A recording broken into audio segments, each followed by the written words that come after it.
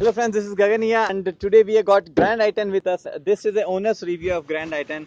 So if you are planning to buy a car which is as luxurious as some sedan or higher end cars with the price tag of more than 10 lakhs, but if you want that in a compact size and much more lower budget, and you don't want to go with the entry level hatchbacks like i10 or the Maruti Suzuki Alto or such cars, then Hyundai has got a right option for you. That also 3 years ago. That's the Grand i10. So why Grand i10 you should choose over other cars, and how owners feel about the car after 1 year and after driving it 55,000 kilometers. That all we will tell you in this review.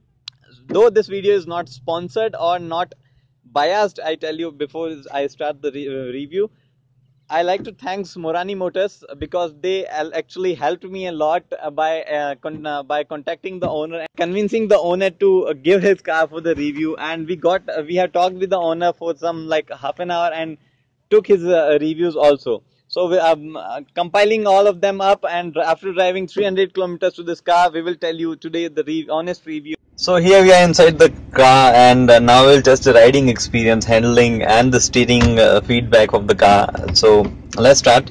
Put it in the first gear, and as soon as you start to pick the car up, you will notice that the low end torque of the car is actually not that diesel. Like the diesel usually have a very high low end torque, and you don't need to really press the accelerator to start the car, to pick up the car. But here you need to actually press the accelerator in certain conditions. That's pretty okay considering the fact that this is just a 1.1 liter diesel engine. It's not a problem at all. But as soon as you continue, you will notice the steering is still lighter. The Hyundai has not worked much on the steering of the Grand i10. While if you will drive an Elite i20, you will notice that steering get the weight as soon as you go above the 20 or 30 km/h speed. But here it's not the same case. Let me wear the seat belt first. So, talking about handling of the car, now you will see that as I already mentioned that its steering is not having that much weight even on higher speed. So that makes again this car a only city driving car. In the highway you should not take the Grand i10 most of the time. Yes, if you are considering a Grand i10, if you are driving highway once a month, it's not bad. But on highway you won't be able to enjoy that this car as much as you might enjoy the Swift or even the Ridge or Chevrolet's Beat. So not a highway car for sure, but a city car, a better car for city. Easy handling, easy driving, steering is very light, and the feedback is not much needed in city conditions. Parking get easy due to the light steering. Now talking about suspension. Suspension was actually on the softer side. In i10 the suspension was so soft that you actually start facing a problem when you were driving like 80 to 90. But on the Grand i10 Hyundai has worked a bit with the suspension, and they are a bit harder.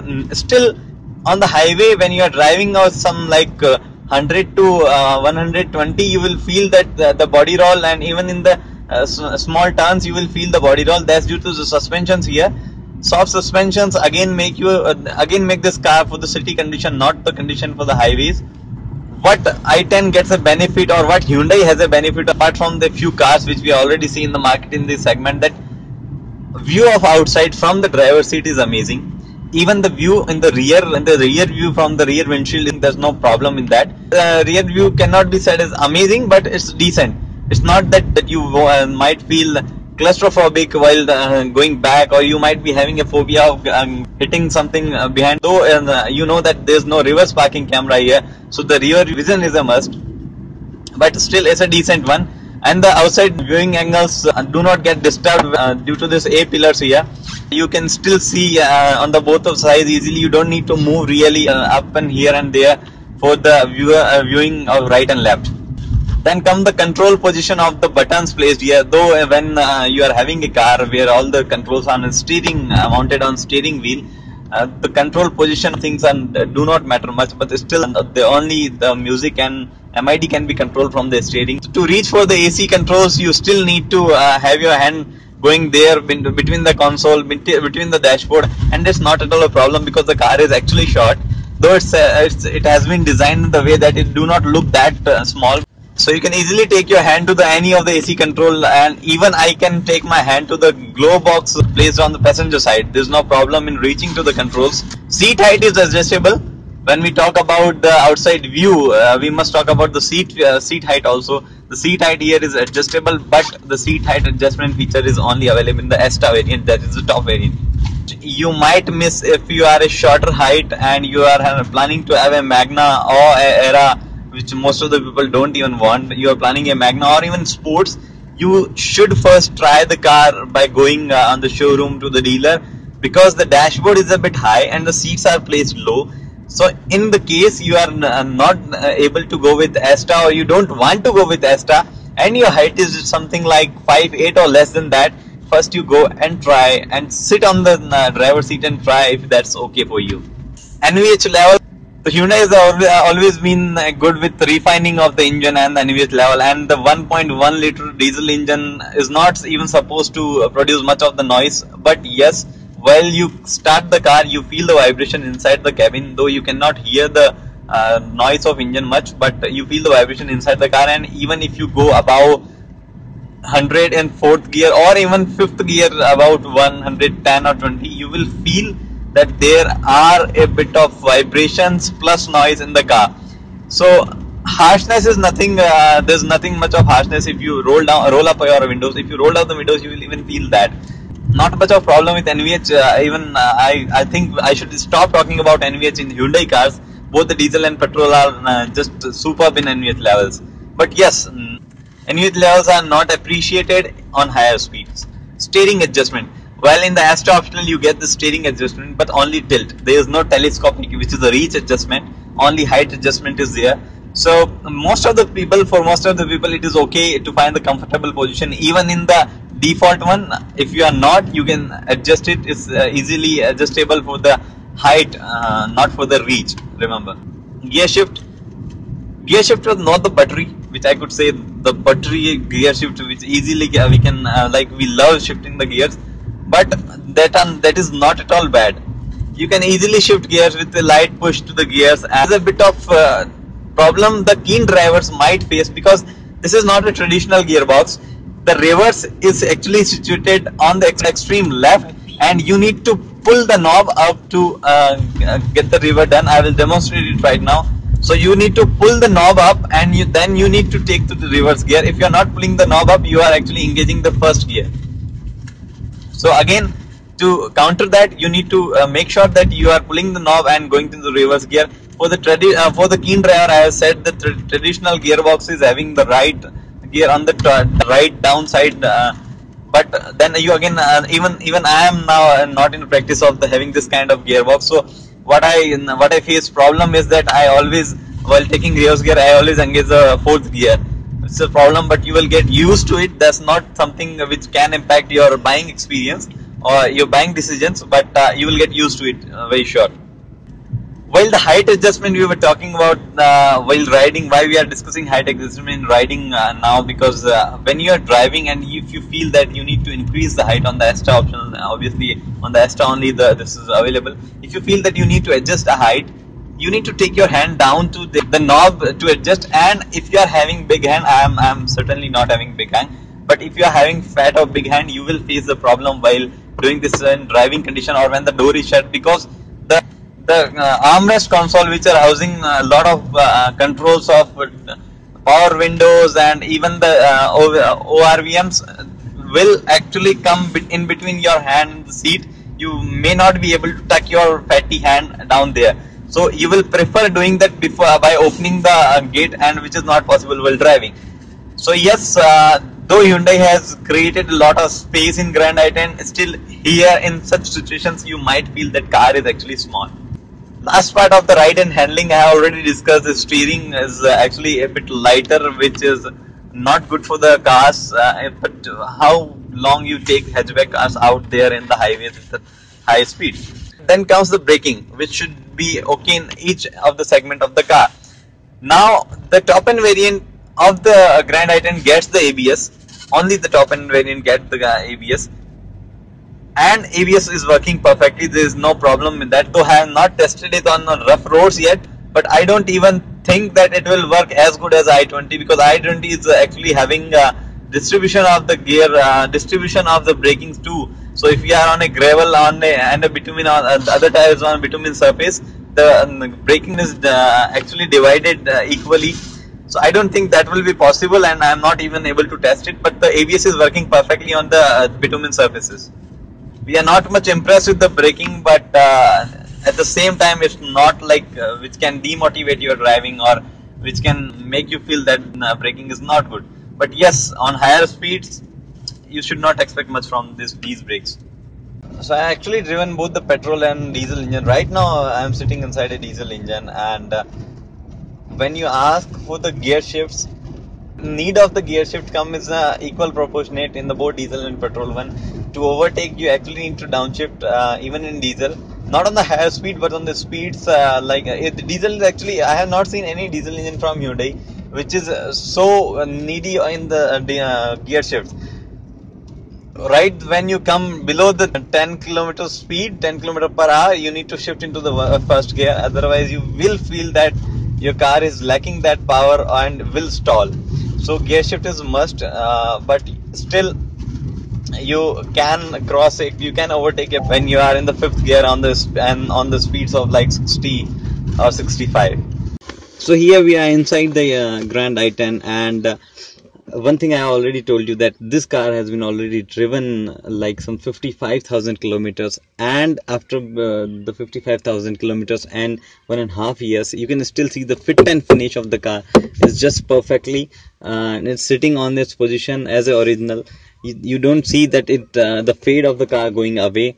However, the roughness of using the car can be easily seen here, that the owner who was using the car has actually taken out a few things, which tells that this is being used as a rough car.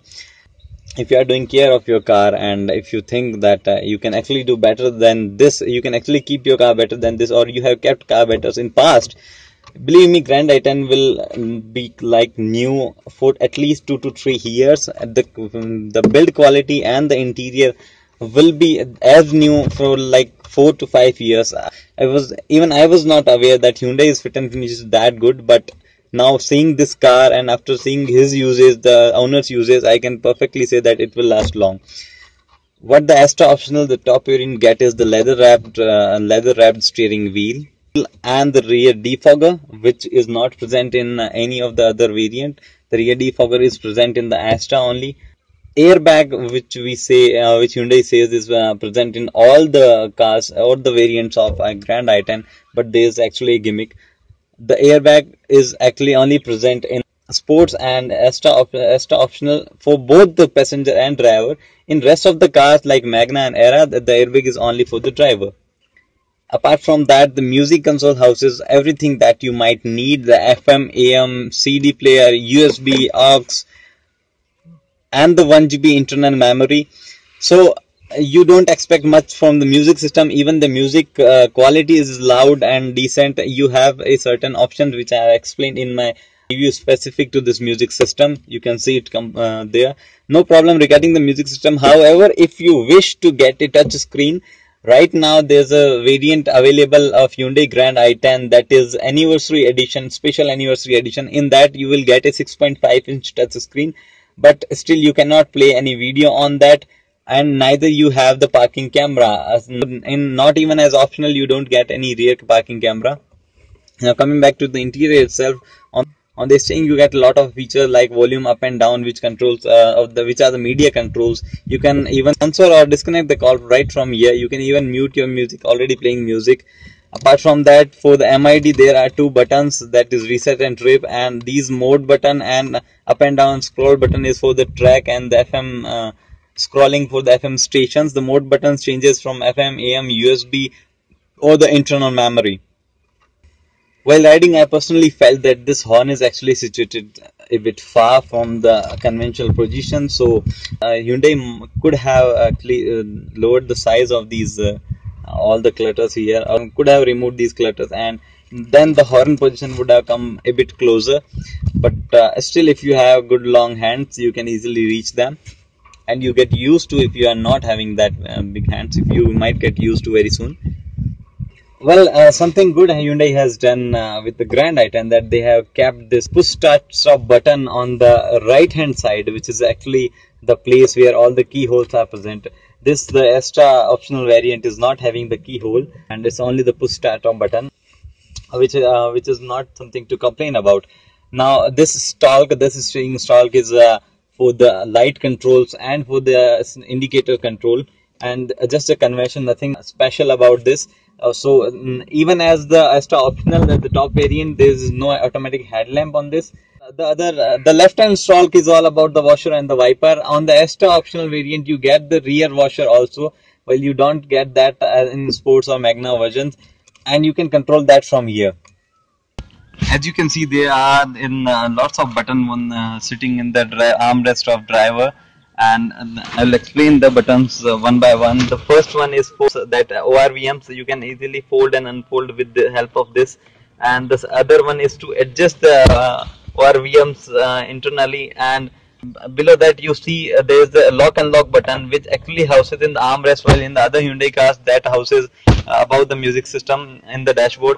This button is for locking the rear controls of power windows. So if you activate this, the rear passenger cannot use the power windows themselves, and these are for power windows. While most of the car get auto up and auto down with this control, the Hyundai Grand i10 only gets the auto down. So for auto up, there's no auto up. You need to press it completely till the windows get rolled up. You can press once and windows get rolled down completely. So here I am sitting on the back seat of the car, and I'll tell you about the seat comfort and the seat height and all, which you might have already seen how much the height is for like people like 5'10" or maybe the 6 feet. But seat comfort, talking about seat comfort, there are fabric covers installed on the car, but that do not make much of difference.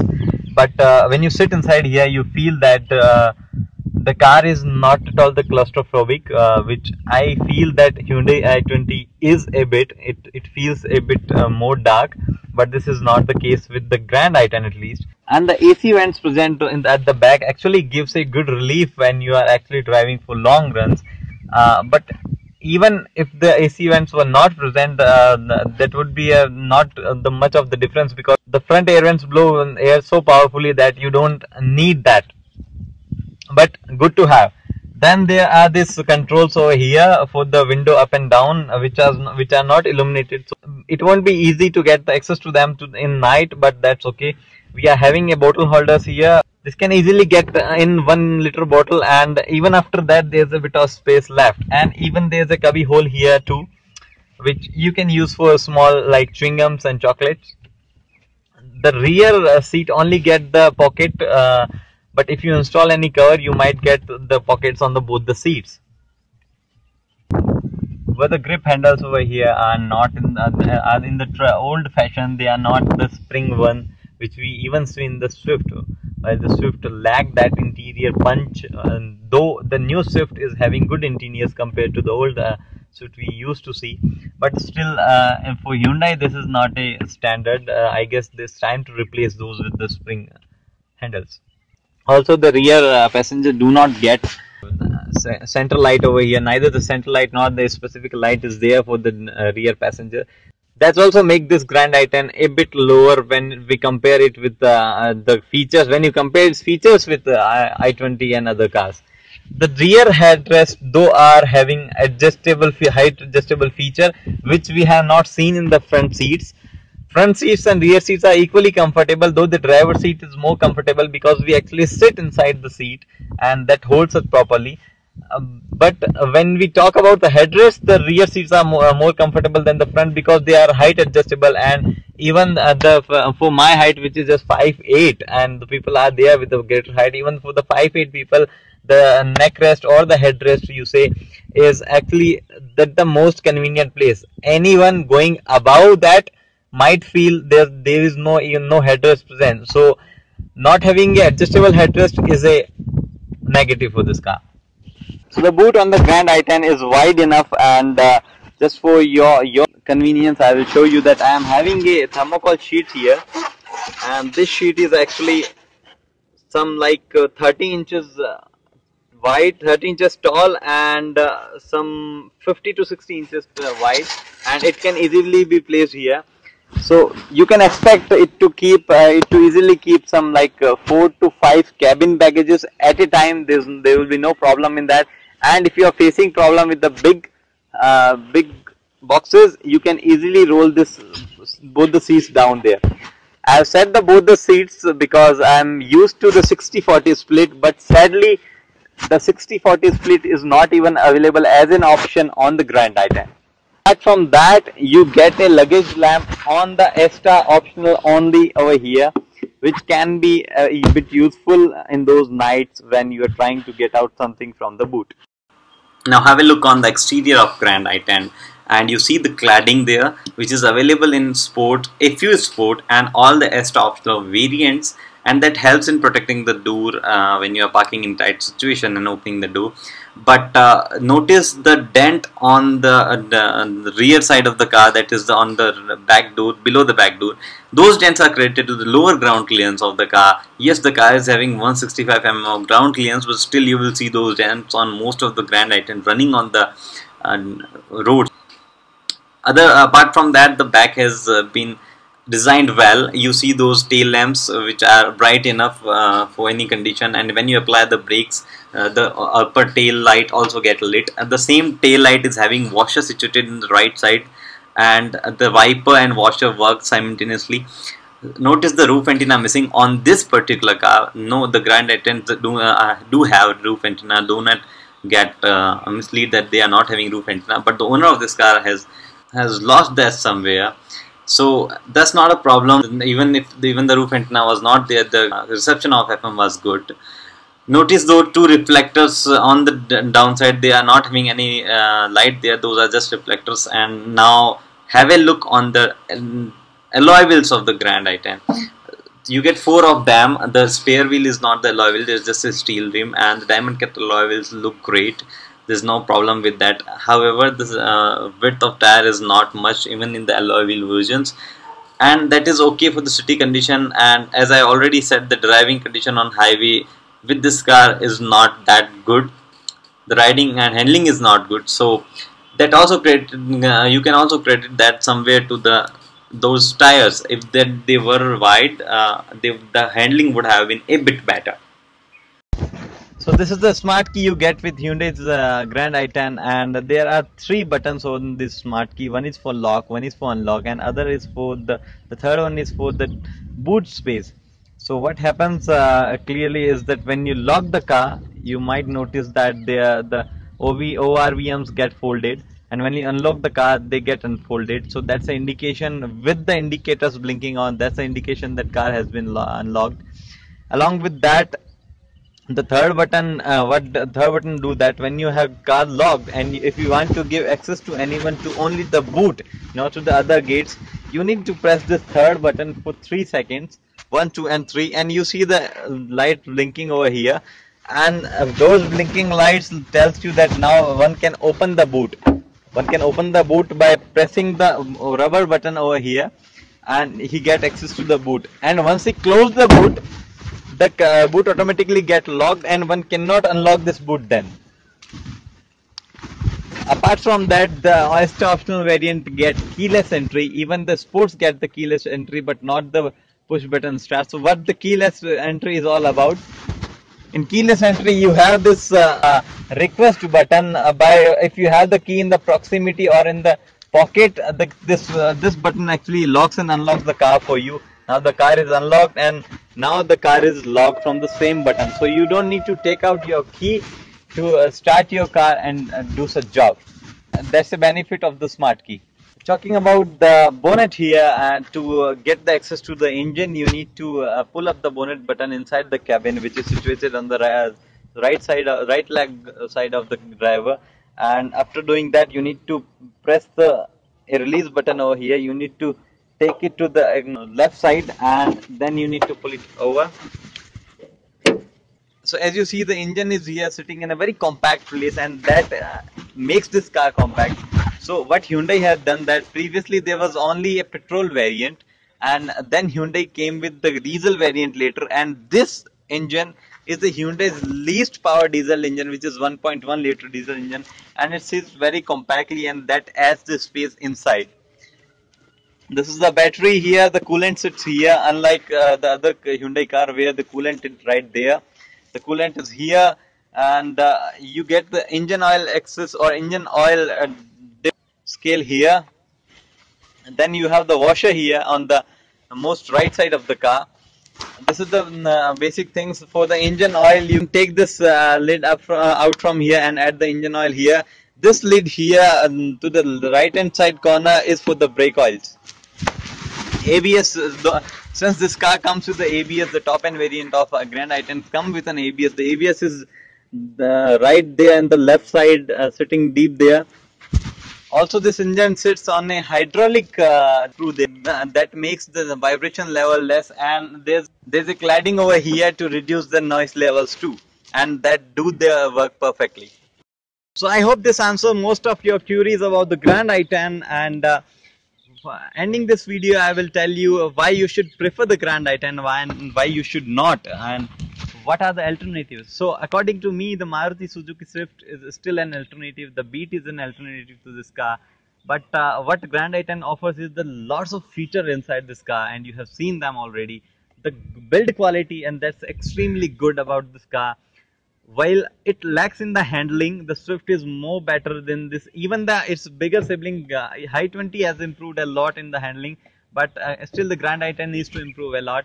However, the diesel engine is much efficient. I have been using this car from last 300 kilometers, and I'm getting figures of like 20 to 22 kilometer per hour on the highway. Well, in the city, I don't know, but the owner he's getting average of like 15 to 16 kilometer per liter. Apart from that, Hyundai's ever growing after sales support is not hidden, and even the resale value of Hyundai's car are getting good. The petrol variant of Grand i10 is even the fuel efficient and is even peppier than this diesel engine to drive. So you even have the option of diesel and petrol. There is no need to think much about that. But the diesel variant cost 1,20,000 extra than the petrol variant. So that might change your decision over the time. But that's a personal thing to consider. Apart from that, there's nothing I could tell that I don't like about the Grand i10, but I like about the other car. Only thing is the handling, which Hyundai should upgrade. Also, if you want something different, even in the Grand i10 itself, you have the anniversary or the special edition of the Grand i10, which you can purchase. What the special edition get extra, it gets the AVN of the 6.5 inch, which is not even as an option present in any of the Grand i10. What you might even ask, what are the differences between Astra and the lower end variants? Do we really get any upgrade in Astra? First of all, before saying that, I will tell you that there are actually 22 variants of Grand i10. That's a whopping number. And what the 22 variants do, that you can easily wash 11 of them out, because half of them are in metallic color and other are in the normal colors. So remove the metallic one, still you have 11 variants, and what that do, that some of them offer driver airbag for both the driver and passenger. So that's a different. There are two automatic variants, that is Magna and Astra, so that makes 4 variant. And music system is not present in the lower end variant. There's nothing about music, but the sports and Astra variant get the music system loaded completely. And the rear defogger, which we have seen, is available only in Astra. Apart from the rear defogger, you get the smart push button only in Astra. The smart key is available in Astra and Sports. The alloy wheels available in only Astra. So these are the differences, and Astra optional is having actually much of the difference. So if you are planning to buy Grand i10, I will suggest you to go with the Astra optional only.